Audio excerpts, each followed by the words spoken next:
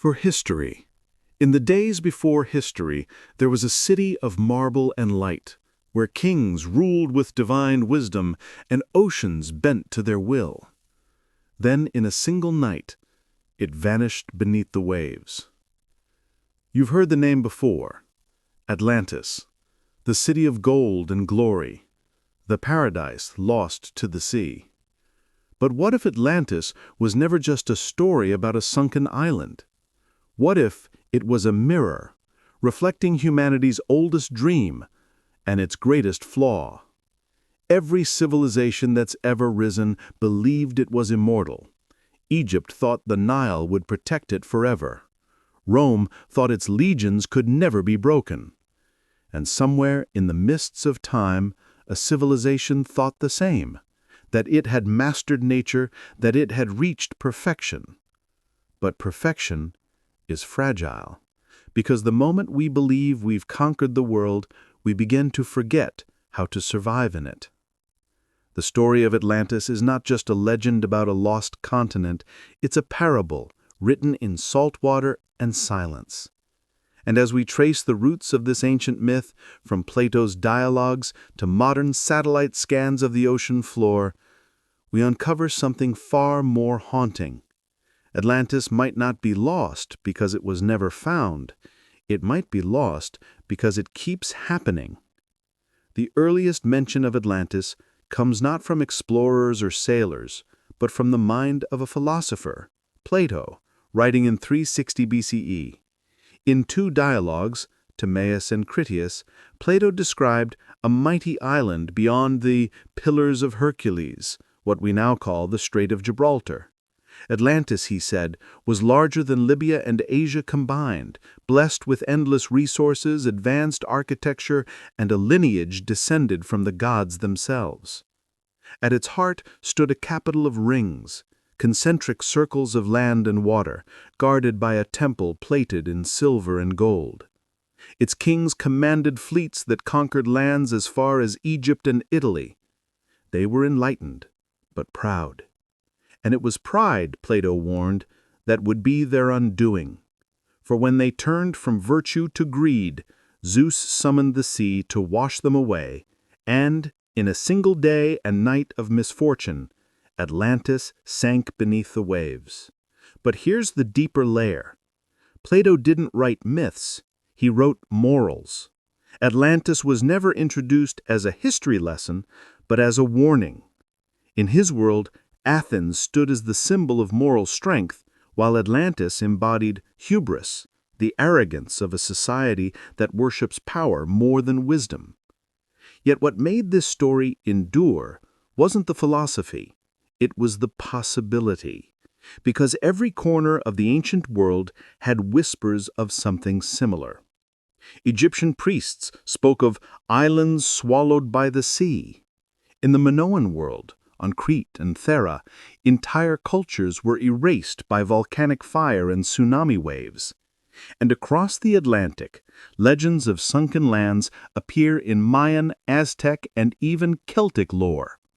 Three key forces intertwined to give Atlantis its eternal grip: the power of collective memory, echoes of real disasters reimagined as divine punishment, the pursuit of perfection, society striving to recreate a golden age that perhaps never existed, and the human fear of loss, because nothing terrifies us more than the idea that greatness can vanish overnight. Atlantis became the crossroads where history, mythology, and morality met, and no one has left it since. Picture it, a civilization at its zenith, the marble gleaming, the harbors filled with ships, the people believing they had reached eternity. And then the tremors begin. The skies darken. The sea swells, and in a roar of water and stone, 1,000 years of glory are erased in a single night. Every version of the Atlantis myth shares one element: hubris, followed by ruin. Whether divine punishment or natural cataclysm, the fall of Atlantis captures something timeless, that no empire is too grand to drown. And if we strip away the mythic veil, history gives us striking parallels. In 1600 BCE, the island of Thera, modern-day Santorini, erupted with a force equal to hundreds of atomic bombs. The Minoan civilization, advanced and wealthy, was buried under ash and waves.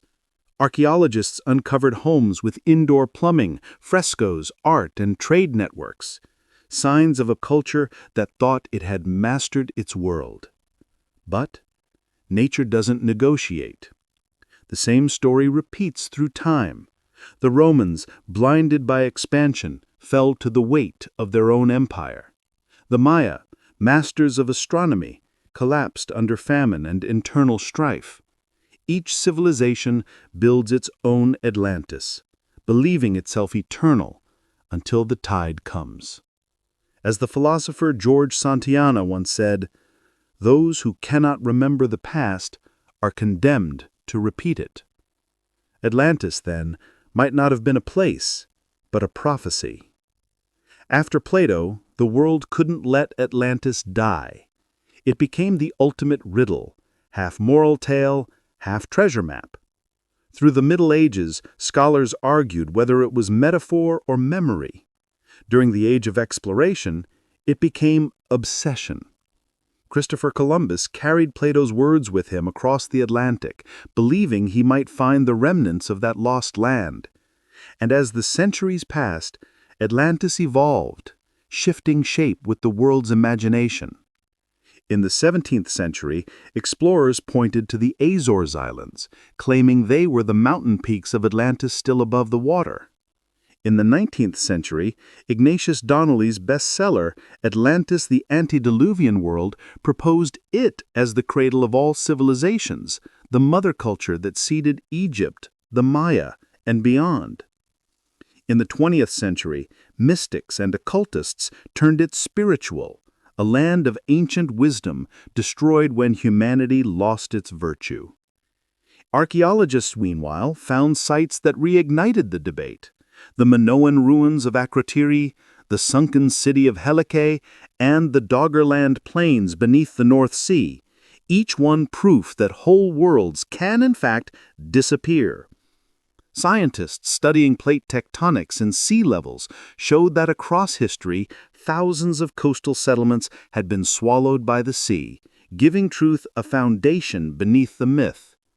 In modern culture, Atlantis became everything from a symbol of utopia to a metaphor for human arrogance, appearing in literature, films, and even political rhetoric as the dream we can't stop chasing.